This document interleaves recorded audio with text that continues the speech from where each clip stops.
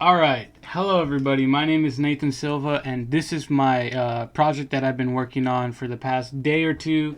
Um, Today, we're going to be talking about our friendly neighborhood asteroid belt. Yes, indeed. So, the topic that I wanted to talk about was the asteroid belt. Something I personally didn't know much about, not being an astrologist or someone who's infatuated with stars as much, but um, I've always wanted to know a little bit about the asteroid belt because I was always curious and I never knew how things worked or where it all came from or the story behind it or what.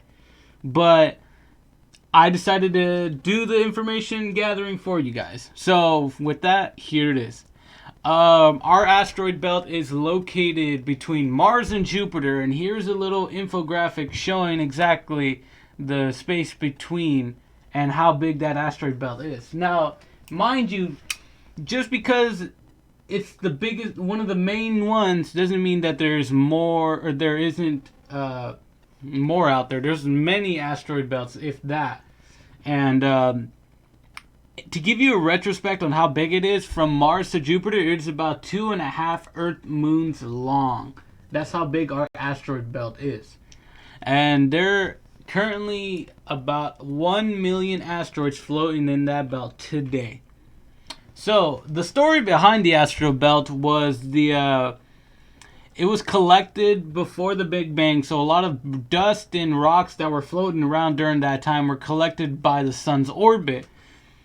And even to this day, it is known that the asteroid belt became what it is from Mars and Jupiter kind of just like rotating towards inside of it, kind of just like disrupting it, pretty much. So, just because it's called an asteroid belt doesn't mean that it's all going to be asteroids, or could it be?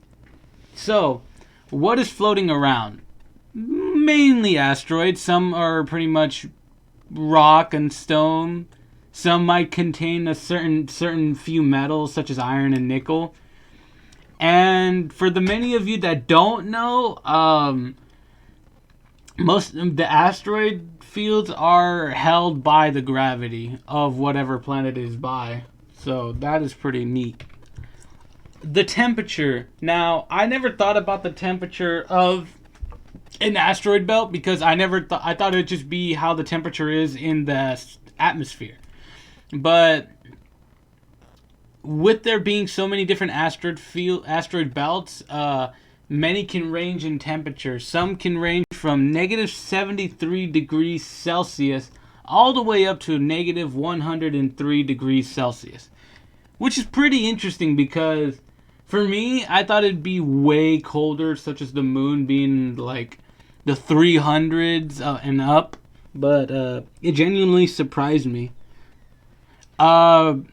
With the asteroid belt, the temperature really fluctuates with the rotation of it and the exposure to the sunlight and such to the belt.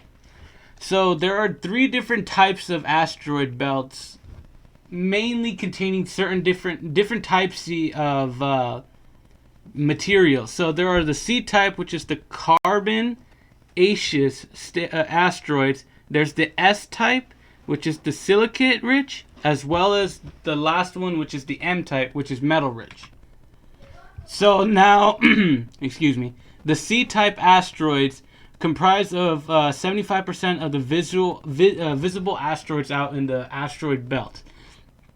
And what's great about it, it is similar to the carbonaceous chondrite meteorites out there as well. The next type of asteroids are the S type, which is the silicate rich. These types of asteroids are found towards the inner insides of the belt, and they look just like that on the top right. For those that didn't see, this is the C type on the bottom right here. Now, as I was saying, the S types, there aren't that many significant amount of carbonaceous compounds out there when it comes to talking to the inner insides of the asteroid belt, which means a lot of the materials in the asteroid belts has been modified over time from the melting and the reformation of the asteroid belts. As I was saying, Mars and Jupiter were the main components of how spacious everything is in the asteroid belt. And last but not least, the M type, which is the metal rich, which makes about 10% of the asteroid's populations. They're comprised of iron, nickel, as well as some silicate compounds out there. Up on the top right, you do see an asteroid that does look a little metallic to when it comes in contact with the little station. So the distribution of the asteroids can range from about 2.7 AU meters, which is ridiculous when it comes to how big the whole stratosphere is, and as well as how many asteroids are really out there, you know. And these are my resources that I use for the PowerPoint. There isn't really much, but these two sites in particular have given me a lot of information. All right, thank you for listening, and thank you.